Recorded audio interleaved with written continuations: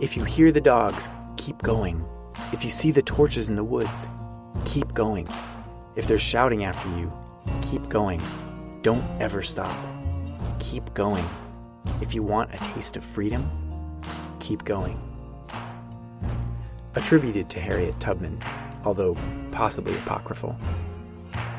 Hillary Clinton used this quote as a metaphor in her speech at the 2008 Democratic National Convention and continued to do so during her 2016 presidential campaign, while the administration that she worked for had been hunting people with dogs every single day for 8 years. I take the message more literally.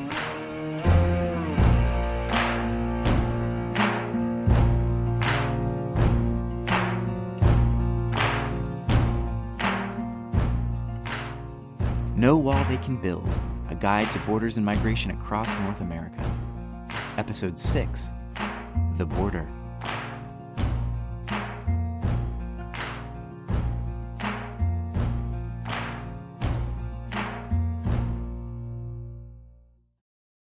The border. As a physical space, you could visualize the U.S.-Mexico border as a zone demarcated by 3 lines of control, extending east to west, from Brownsville, Matamoros to San Diego, Tijuana. The southern line, usually well inside of Mexico, is wherever it becomes necessary to pay someone to pass. There is not 1 inch of the border that is not spoken for by somebody. Even crossing without a guide means paying a large fee to whatever combination of mafia and the government patrols the southern side. It is not advisable to attempt to avoid paying this fee. The central line is the international boundary. The northern line, 25 to 50 miles inside of the United States, is at the interior checkpoints. These are places where Border Patrol stops and inspects all vehicles on major roads. They profile passengers based on skin color first and English fluency second. Anyone who looks brown is going to have to demonstrate good English. Some people without papers who look brown and speak English well can bluff their way through. However, anyone who looks brown and doesn't speak English well is going to get asked for papers. Anyone who looks brown, doesn't speak English well, and doesn't have papers is going to get taken in. So, to cross the border, you have to be granted passage through the southern line, cross the boundary line, and then get all the way past the northern line to a place where it's possible to be driven to safety in a vehicle. In some cities and towns, the southern line collapses onto the central line at the border wall. This occurs in places where it's impossible to cross the international boundary. So, you don't have to pay anyone off to get to the city of Nogales, but you can't cross the wall there either. If you want to get out into the desert where you can cross the boundary line, someone has to be paid. The northern line extends the whole length of the United States. It's never easy and usually very difficult to get away from the border on the American side without driving through a checkpoint. There are 2 main sets of migration routes. The northwestern routes are in Sonora and are controlled by the Sinaloa cartel. These are also the main routes for overland marijuana smuggling. The northeastern routes are in Tamaulipas and controlled by the Gulf Cartel. The latter is a former rival and current ally of the Sinaloa and appears to be doing business on a similar model. In Sonora, the business of human trafficking and marijuana smuggling is so closely interlinked that it is simplest to discuss it as a single operation. The 2 main sets of routes share those basic characteristics, but otherwise are completely different. The northwestern routes traverse basin and range topography, picturesquely described by Clarence Dutton as an army of caterpillars marching towards Mexico. These routes change elevation abruptly as they alternate between rugged mountain ranges and arid basins. It is usually bone dry. The winters are quite cold, and in the summer it is a blazing furnace. The entire space between the southern and northern lines of control is wild and uninhabited desert. Most of the American side is public, tribal, or military land. The northeastern routes traverse flat, sandy scrublands. It is usually very humid, and in the summer it is swelteringly hot. The central line of control is the Rio Grande. It passes through the metropolitan areas of the river valley. Huge cattle ranches occupy the space between the central and northern lines. Nearly all of the American side is private land. There is no need to describe every migration corridor in the country in detail. People cross everywhere. However, it's worth spending some time on the places where the most deaths occur: southern Arizona and South Texas.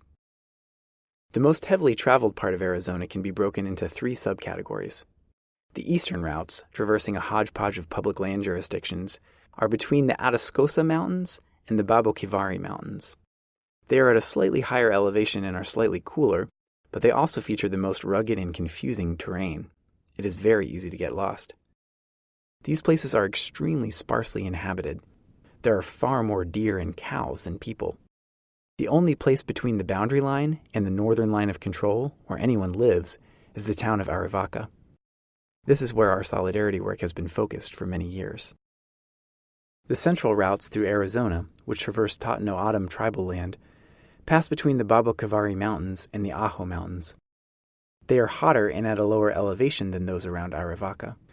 There are areas of the reservation that are uninhabited, but there are also many places where people live. For many years, we didn't work on the reservation. Over the last several years, we've been doing occasional search and rescue operations there, under specific circumstances and with permission from the tribal government. The western routes pass between the Ajo Mountains and the Mohawk Mountains, across a mixture of public and military land. They are lower, hotter, and even more sparsely inhabited than anywhere else. The only place where anyone lives is the town of Ajo. We started working in this area several years ago. The busiest part of Texas is in Brooks County, between McAllen and Falfurrias. Let's look at each of these places in detail. Arivaca. The unlikely story of how Arivaca came to be an epicenter of efforts in solidarity with migrants and refugees is both interesting and instructive. Arivaca, Arizona is an unincorporated community of about 700 people. The population is widely dispersed across many small to medium-sized ranches. There is one bar, one store, and anywhere from 3 to 6 churches depending on the season. Maybe it would be possible to break down the racial demographics between Anglos and Latinos, or the subcultural demographics between cowboys and hippies, but Arivacans have been miscegenating in every way for so long that most of them are something in between. The place is actually wild. There is still buckshot in the doorway of the bar, where a man named Lucky accidentally blew off his arm with a sawed-off shotgun that he had stuck in his coat. No one seems to believe that Lucky had any particularly bad intentions. That was just how he rolled. Arivaca became ground zero for everything related to migration and border militarization in the years after the attacks of September 11, 2001. Border Patrol pushed traffic west out of Nogales and forced it into the remote desert surrounding Arivaca. Thousands of travelers started turning up at Arivacans' back doors in every imaginable stage of desperation. Before long, Arivaca itself became heavily militarized. Caravans of Border Patrol would roll through town at all hours of day and night, loaded for bear and generally treating the place as if it were Iraq. No more deaths began to work in Arivaca in 2004. Arivaca briefly made national news in 2009. This story has been told and retold. What happened afterwards is less widely known. On May 30th, 2 white supremacists from the Pacific Northwest, Sean Ford and Jason Bush, an Arivaca man, Albert Gaxiola, and a never-identified fourth party committed double murder at the Arivaca home of Raul Jr. Flores, his wife Gina Gonzalez, their 11-year-old daughter Alexandra Flores, and their 9-year-old daughter Brisenia Flores. Ford and Bush had been bouncing around the white supremacist and border vigilante milieu for years. Ford was an affiliate of Chris Simcox, the nationally known founder and spokesman of a succession of Minutemen militia groups. She had concocted a plan to rob cartel members in order to fund a new group, Minutemen American Defense. She enlisted the assistance of Bush, who was associated with the Aryan Brotherhood, and who is suspected to have committed 2 additional racially motivated murders in the state of Washington in 1997. Gaxiola led them to the Flores home. Junior Flores, by most accounts I've heard around town, was probably involved on some level in the local marijuana business, like a fair number of other people in southern Arizona. He is generally thought to have run afoul of Gaxiola, who was also involved, because of something related to this. Flores may not have been a completely law-abiding citizen, but most people seem to agree that calling him a cartel member was a pretty serious stretch. Nobody thinks he deserved what happened next. In the news, if not in Arivaca, it was usually mentioned that both Flores and Gonzalez were third-generation citizens of the United States. Ford, Bush, and Gaxiola woke the Flores family out of their sleep around 5 a.m., dressed in camouflage, wearing bulletproof vests, and claiming to be the Border Patrol. Alexander was sleeping away from home. When Flores asked them for identification, Bush shot him in the chest and shot Gonzalez in the leg. They ransacked the house but failed to find anything of value. Bush then shot Brisenia in the head. Gonzalez was able to return fire, wounding Bush, and the assailants fled. She survived and told and retold the story about the people who barged into her house in the middle of the night and murdered her husband and daughter for no reason. When this all came to light, it sent the border vigilante movement into a tailspin from which it has never recovered, and probably never will. It has since disemboweled itself.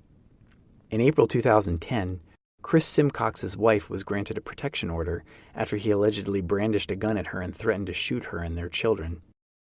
In June 2013, he was arrested on multiple counts related to child molestation and sexual conduct with a minor, involving 3 girls under the age of 10, one of whom is his daughter. Simcox was convicted of child sexual abuse in June 2016 and is serving a prison sentence of 19.5 years. In May 2012, another Arizona border vigilante leader, Jason J.T. Reddy, shot and killed his girlfriend, her daughter's fiancé, and her 15-month-old granddaughter before turning the gun on himself. The Minutemen have showed themselves for what they are: people looking for opportunities to inflict violence down the social hierarchy, often on children. Albert Gaxiola was sentenced to life in prison plus an additional 72 years. Shauna Ford and Jason Bush are on death row, looking for supporters. They have found none. Gina Gonzalez, at terrible cost, can go to her grave knowing that she fired the shots that sent this odious milieu to hell. God only knows what would have happened if her aim had been less true. It's almost impossible to overstate the impact of the Flores murders in Arivaca. Everyone knew Gina and Junior. Everyone's kids went to school with Brisenia. I was in Arivaca on the day of the killings and remained there for months afterwards. The mood in the bar was not just sorrowful, but ominous. I thought that there would be retribution. After the murders, solidarity workers like us were the only game left in town. It was clear that there was a crisis. No one could ignore it. The crisis would come to you in the form of a desperate Honduran woman knocking on your window in the middle of the night. The state had discredited itself completely by bringing on this crisis and then treating Arivaca like a war zone. The vigilantes had proven themselves to be child murderers. We had been there for 5 years, leaving water bottles in the desert. It was pretty clear whose side to take. As of 2016, there was a humanitarian aid office across the street from the bar. There have been repeated protests and acts of civil disobedience at the Border Patrol checkpoint outside of town, and there is often a big sign that says "Militias Go Home" on display when you drive into the tiny Sunday farmers market. I doubt that there is any municipality in the entire country where a higher percentage of people have acted concretely in solidarity with migrants and refugees, or where a lower percentage of people will cooperate with the Border Patrol if they can possibly avoid it. Solidarity workers from other places have contributed to this, but we did not lead, and people from Arivaca did not follow. If anything, the inverse was true. Locals had been helping people for years before we got there. What happened was a two-way street. Locals and outsiders influenced each other. At this point, it's becoming difficult to tell the difference between the two. Neither the state nor the vigilantes have any hope of regaining the sympathies of this town. You can't put people under siege and expect them to forget. Nor can you shoot a 9-year-old girl in the face and expect to be forgiven. At this point, when people in Arivaca run into travelers in need of assistance, they are most likely to deal with it themselves or to reach out to us for help. They are not very likely to call the Border Patrol.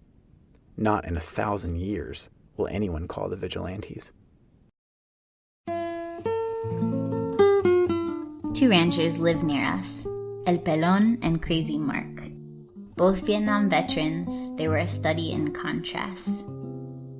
El Pelon was as bald as a cue ball and wore a magnificent Ho Chi Minh mustache, a worthy adversary, he told me, describing the Vietnamese communist leader. He had seen heavy combat in the Marine Corps and had repeatedly been exposed to Agent Orange. He had moved to the desert after the war and had been helping migrants in distress since long before No More Deaths or any other humanitarian aid organization arrived. He gave food and water to thousands of people over the years. He liked us. I used to feed his donkeys. Crazy Mark hated us with a passion. He would destroy our water bottles whenever he could find them, and occasionally he would let off a couple shots in the general direction of our camp.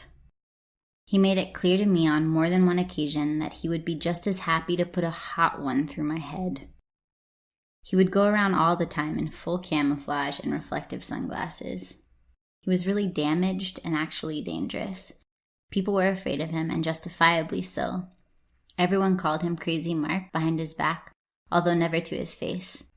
Everyone except El Pelon. The two ranchers were close friends. El Pelon would frequently invite us over for dinner, to use his shower, or to get ice. Sometimes Crazy Mark would be there. One time he began to threaten me and one of my colleagues in lurid detail. El Pelon interrupted him. "These people are my guests, Mark. They are under my protection." El Pelon's health declined precipitously. We were spending a lot of time with him. He had flashbacks and all types of nerve damage. He never slept. He wouldn't eat or drink anything except coffee, and he would stay up all night watching war movies, chain smoking and ashing on the floor. He was taking enough morphine and oxycodone to drop a horse. We started sleeping up at his house as often as not. One night, there was a ferocious storm brewing. It was clear that it was going to rain harder than hell. It was cold. A group of 7 migrants came knocking on the door. "I'm sorry, senor," one of them said to El Pelon. "It's going to rain. Is there anywhere we can spend the night?" "Yeah," El Pelon told him. "Get in the barn. It's warm and dry. There's plenty of straw." We went to sleep. It poured all night with wind and thunder and lightning. First thing in the morning, we went out to look for anybody that had gotten caught in the storm. We didn't find anyone, and we went back to the house around noon to check on the migrants. Another volunteer was in the driveway. "El Pelon is dead," he told me. "He's in there in his bed. His dogs are freaking out. I did CPR and everything, but it's no use. I called 911 almost an hour ago. They should be out here at any moment." As soon as he had said this, we saw an ambulance and a police car in the distance, bumping up the long and rocky road towards the house. My stomach dropped. First, there were still 7 migrants in the barn. Second, I was acutely aware of the fact that El Pelon's house was bursting at the seams with every kind of firearm imaginable, from ancient blunderbusses to 50 caliber machine guns and everything in between. There were a lot of ways that this could end badly. All of a sudden, Crazy Mark came roaring up next to us on his 4-wheeler, seemingly out of nowhere. He wasn't wearing his sunglasses. "Where's El Pelon?" He sounded hoarse. I dropped my head. "El Pelon is dead, Mark. I'm sorry." We looked at each other. I drew a circle in the dirt with my foot. "This is me." I drew another circle that touched the first one at only one point. "This is you." I twisted my foot on the point where the circle met. "This is El Pelon." Even if you and I don't have a single other thing in common, we both loved him. My colleague ran to the barn to tell the migrants to stay hidden in the straw. Mark left. The paramedics drove off with El Pelon's body. The sheriff and the coroner followed them. The migrants left. Mark came back. "We have to deal with the guns," he told me. He disassembled each weapon methodically, one by one. "This one is okay. This one is okay. This one is a problem." The next day, a lawyer came out to the house. All of the guns were disposed of legally. The next time I saw Mark was at the memorial service in front of the house. He had his sunglasses on. At the end of the service, he did the 3-volley salute with a pistol for El Pelon. Ready, aim, fire, boom. Aim, fire, boom. Aim, fire, boom.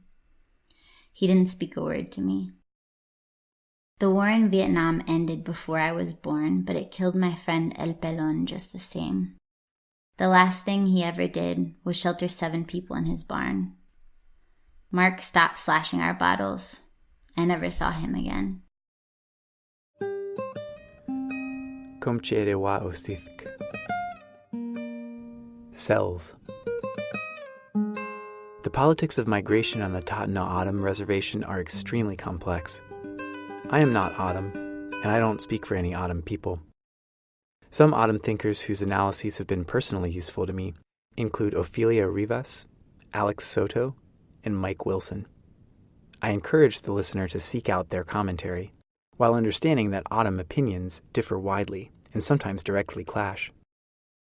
This is what I can say from my vantage point. To reiterate this, European colonists stole the land that currently makes up the border between Arizona and Sonora from its original inhabitants by means of genocide. It is O'odham, Apache, and Yaqui land, occupied by the governments of Mexico and the United States. If anyone has a right to decide who can pass through O'odham territory, it is O'odham people, not either of those governments. There are many indigenous communities in the United States, and many southern border communities as well. But the Tohono O'odham Reservation is one of the only places in the country that is truly both. That means that it not only gets the problems of Arivaca, but of Pine Ridge to boot. It's no exaggeration to say that it has been converted into a militarized police state. O'odham people are subject to rampant harassment and racial profiling on their own land, pulled out of their cars and houses left and right by Border Patrol agents fresh out of Connecticut who can't tell red from brown and couldn't tell you the difference between Cells, Arizona, and San Pedro Sula, Honduras. The border has sundered O'odham on the south side from their relatives on the north. Militarization and migration have led to the desecration of sacred sites and the disruption of ceremonies. In addition, O'odham people face the same problems as many other indigenous people in the United States: poverty, unemployment, erosion of cultural identity, multi-generational trauma, and more. The federal government has gone out of its way to push traffic onto the Tohono O'odham Reservation, out of the sight of white people. Almost every year, more people die there than on any other comparably sized section of the entire border. The government has offered up the reservation as a sacrifice zone to the border militarization, drug smuggling, and human trafficking industries, in the same way that it has offered up Black Mesa to the coal industry and Yucca Mountain to the nuclear industry, just to name two of the countless examples. In all of these cases, it has found tribal leaders willing to play ball. They have turned the O'odham homeland into a death trap. The O'odham tribal government works closely with Border Patrol and forbids humanitarian aid on the reservation, taking the position that such aid would encourage more migration through O'odham land. In my opinion, this position is asinine. It is clearly the actions of the federal government that have pushed the traffic onto O'odham land and ensure that it will stay there. I do, however, recognize the federal government has put the tribal government in an impossible position. They're damned if they do and damned if they don't. They can control what humanitarian aid organizations do, but they can't control what the Border Patrol does. I also recognize that the tribal government is not a monolithic entity. There are dissenting voices within it. More importantly, there is no shortage of O'odham people acting autonomously of the tribal government. O'odham people have been at the forefront of many of the more interesting things happening in Arizona in recent years, from the May 2010 occupation of the Border Patrol headquarters in Tucson, to the December 2011 actions to disrupt the American Legislative Exchange Council, or ALEC, conference in Scottsdale, the ongoing campaign against the 202 loop outside of Phoenix, and many other examples. I've heard countless stories of O'odham people acting in solidarity with travelers passing through their land. As usual, there is no easy solution. There is no simple reform that will end the suffering on the reservation. I think it's fair to say that most O'odham people are well aware of the terrible irony. Thousands of people, including a great number of indigenous people, are dying on their homeland. I seriously doubt that many O'odham are happy about this. In my opinion, it would be a step in the right direction if the tribal government would allow humanitarian aid organizations to operate on the reservation. But if that were the only thing to change, if the federal government were allowed to continue to use the reservation as a sacrifice zone, then yes, it's possible that this would only lead to more traffic on O'odham land. The needs of undocumented people cannot be untangled from the needs of indigenous people. Aho.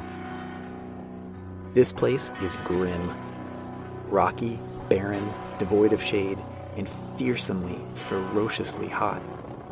Some of this territory was the site of the incident of May 2001, described in The Devil's Highway by Luis Alberto Urrea, when 14 people died here trying to cross near the Growler Mountains. Despite the fact that the author credulously accepts a lot of Border Patrol public relations talking points at face value, that book did draw a lot of attention to deaths on the border. Land jurisdiction along these routes is divided between Organ Pipe National Monument, Cabeza Prieta National Wildlife Reserve, Bureau of Land Management, and the Barry M. Goldwater Air Force Range. Public access to Cabeza Prieta, and especially the Barry Goldwater Range, is strictly controlled. Outside of the town of Ajo, absolutely no one lives on these routes. Many routes miss Ajo entirely. Tourists do frequent Organ Pipe. Very few civilians ever set foot on Cabeza Prieta, and fewer still on the Barry Goldwater. When we began to work in this area, we noticed something suspicious. Every year lots of human remains are discovered in Organ Pipe, but almost none in Cabeza Prieta or on the Barry Goldwater. This doesn't mean that people aren't dying there. It just means that nobody ever goes there to find out. When we started going into Cabeza Prieta and onto the Barry Goldwater, we started finding remains immediately. In addition to all the challenges I've already described, people who cross the Barry Goldwater have to contend with the fact that it's an active bombing range full of unexploded ordnance. It's possible to be blown up from above or from below. Nobody has any idea how frequently this happens. There are areas where even Border Patrol can't go. Picture this. There is a place inside the bombing range. It exists. We've heard about it more than once, but we don't know exactly where it is. It's a facsimile of a town that the Air Force has built to practice bombing. They build and destroy it perpetually. Unless people know better, they head toward this place, thinking that surely they must be in sight of something, maybe even Gila Bend. What they find is that they have wandered into the set of a movie about Stalingrad, featuring real bombs and no direction from above. This is probably the worst place on the entire border.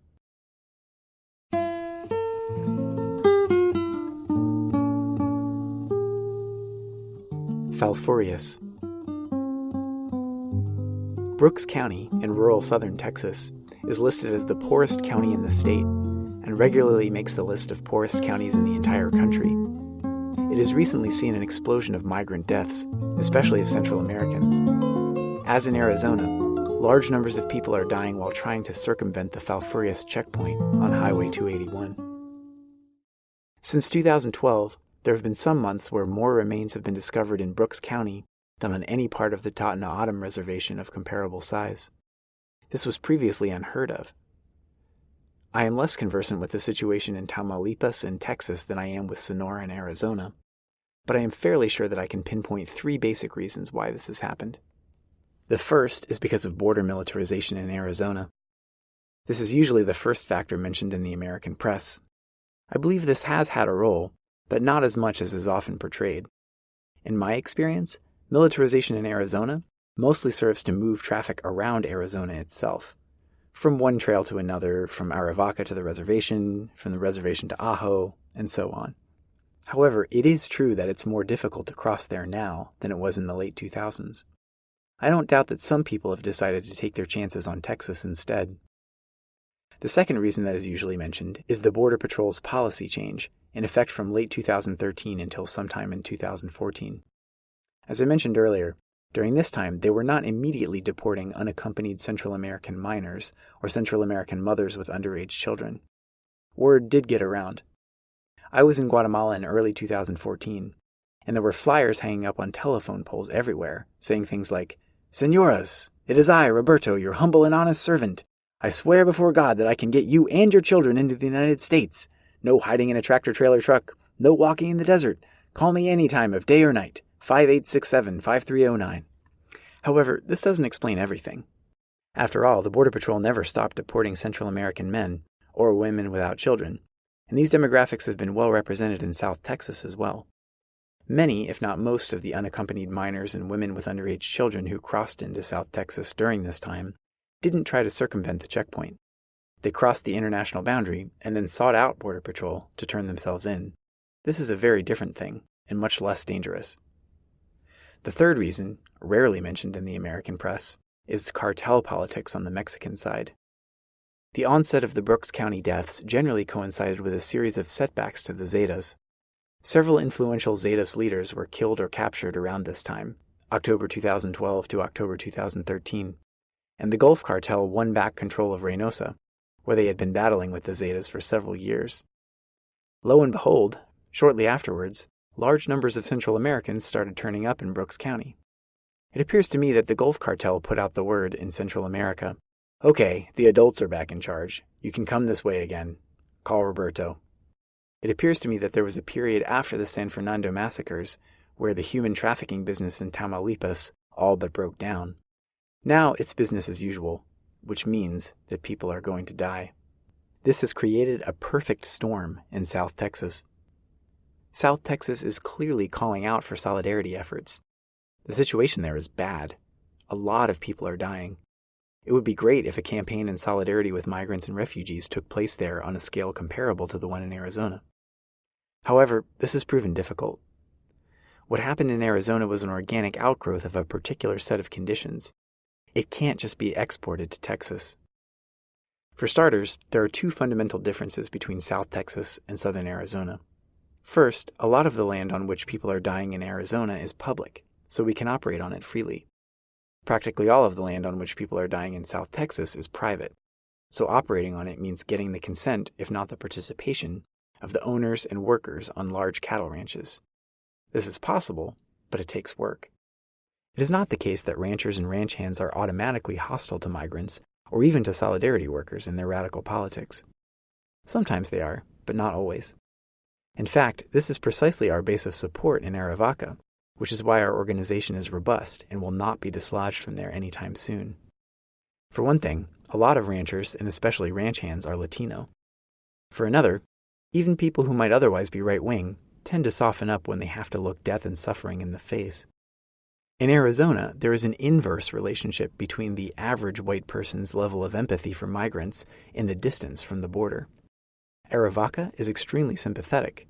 Phoenix is extremely hostile. The second difference between South Texas and southern Arizona is that while southern Arizona is extremely mountainous, South Texas is completely flat. Mountains create trails, which make for lots of good places to drop supplies. In flat places, there's nothing to force people to walk one place instead of another. The best that can be done is to haul 50-gallon drums of water to various places, put blue flags on them, and hope people see them. Again, this isn't impossible, but it necessitates the participation and consent of private landowners. The last complicating factor is that while it was radicals who got on the ground first in Arizona, in Texas it was not.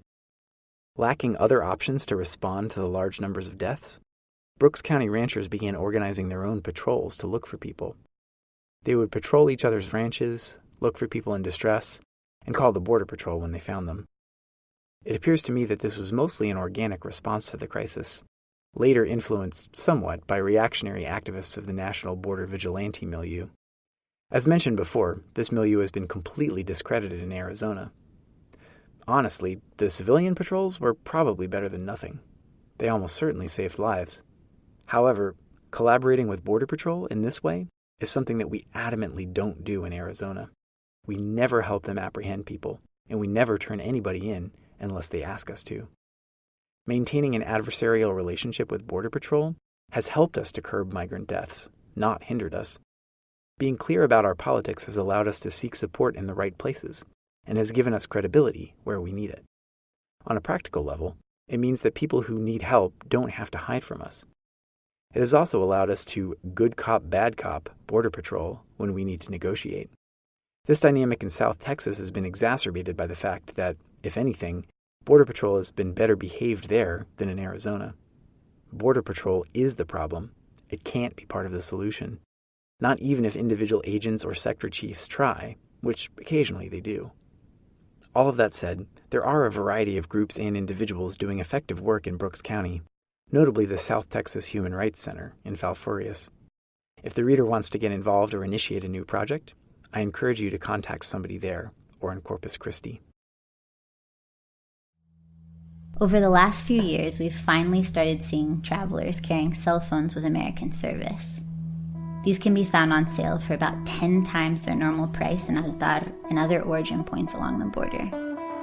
This means that when people end up in danger, they call 911 like anybody else, provided that service is available, which varies greatly depending on the sector but is often not the case, a state of affairs that is itself no coincidence.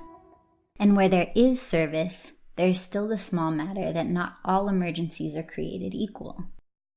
These calls are profiled based on language and on what cell tower they bounce off of. If dispatch suspects that the caller is crossing the border, then the call is routed to a special Border Patrol line, which nobody ever picks up. I'm not exaggerating. If you doubt me, gentle reader, I encourage you to go stand in the middle of the desert, call 911, explain in Spanish that you are lost and in need of help, and see for yourself what happens. For what it's worth, this is completely illegal under a whole raft of American laws. It's as if dispatch would never send an ambulance in response to calls from the inner city in which the caller, quote-unquote, sounds black. Oh, wait a minute. Still, it happens every day. On some occasions, travelers in distress have called 911, been told that there is not enough information to initiate a search, then called their families, who then called their consulates, who then called us. We then went and found the caller standing at some known point exactly where they said they were. There are actually only a finite number of places with 2 cattle tanks, 1 empty and 1 full, next to 3 windmills, southeast of a mountain that looks like an elephant, and southwest of one that looks like a camel, and so on. This has happened more than once, despite the fact that the government is capable of using geolocation to triangulate cell phones, and we are not, along with other obvious differences in the scale of resources available to our network and that of the state. The crossing. Now that I've set out some of the context, I'll summarize how the crossing goes in Sonora. I doubt if it's much different in Tamaulipas. People arrive in Altar, or Matamoros, Reynosa, Agua Prieta, Nogales, Caborca, Sonoita, Mexicali, and the mafias divide them up into groups. Groups of 7 to 15 people are pretty common. There are often 2 guides. Sometimes, as I said, the mafia will send the migrants and the marijuana down the same routes. There are advantages to this. It allows them to use groups as diversions. Migrants might be a diversion for marijuana, or a smaller group might be a diversion for a larger one. The mafia has a million tricks. They're good at this. They'll hand Border Patrol a group today for a favor tomorrow. There's always a possibility that any particular group may be set up for a fall. There are also times when they keep the groups separate.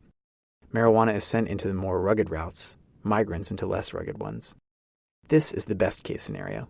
However the traffic is organized, someone has to keep an eye on the big picture. There might be 9 different groups heading out from Altar on any given day, with various others at different stages in the field. Somebody has to make sure that all these people aren't tripping over each other, or that if they are, it's for some purpose. And they're off. What happens next could be portrayed by a simple flowchart. Once a person sets out, there are 3 possible outcomes: arrival, deportation, or death. In the event of arrival, the person remains always at risk of being deported. In the event of deportation, the person may choose to try again. The cycle continues. Every single story is different, but nearly all share similar themes. The group starts walking well inside Mexico. They reach the area of the boundary line. Border Patrol focuses enforcement here. This is a risky time. If nothing goes wrong, the group crosses through and continues north. Some days later, if nothing goes wrong, they reach the northern line of control.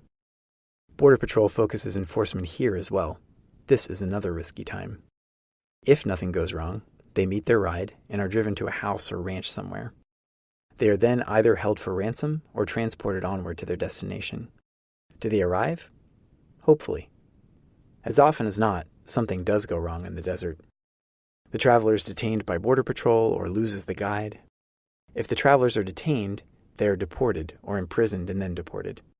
If they are separated from the guide, it is usually for one of 2 reasons. The first is that the guide abandons them because they are unable to keep up. They are sick, hurt, or out of shape.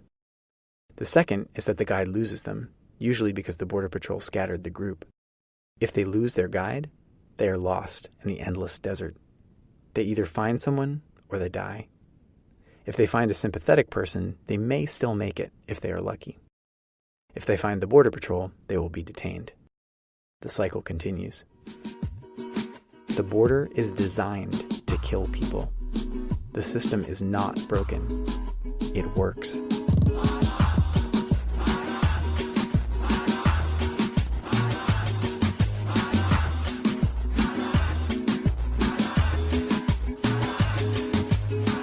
You've just listened to Episode 6 of No Wall They Can Build, a guide to borders and migration across North America, published by the CrimeThinc Ex-Workers Collective. Stay tuned next week for Episode 7, Designed to Kill Part 1, Who Benefits, and The Border Patrol. This audiobook is a production of the Ex-Worker Podcast Collective. You can check us out at crimethinc.com/podcast. To order a print copy of the book, read a free PDF version online, check out the poster that accompanies the book, or to learn more about the anarchist struggle for a world without borders, visit crimethinc.com/borders.